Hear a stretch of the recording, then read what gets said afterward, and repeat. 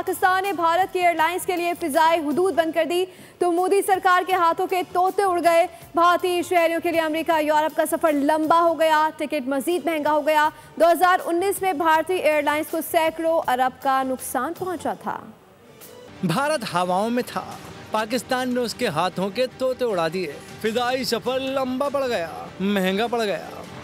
भारतीय एयरलाइंस के लिए पाकिस्तान की फिदाई हुदूद बंद होने से भारतीय एयरलाइंस को शदीद धचका। पाकिस्तानी पाबंदियों से air India, Indigo, spice jet की परवाज़ों का रूट बदल दिया गया। भारत से यूरोप और अमेरिका जाने वाली परवाज़ों के दौरानिये में इजाफा हो गया। ज़्यादा ईंधन लगने पर टिकट्स महंगे कर दिए गए।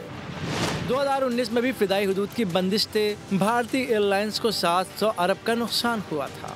बालाकोट हमले के बाद भारतीय एयरलाइंस, एयर इंडिया सबसे ज्यादा मुतासिर हुई थी।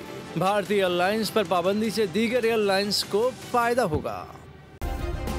सब्सक्राइब करें और बेल दबाएं ताकि कोई खबर रह न जाए।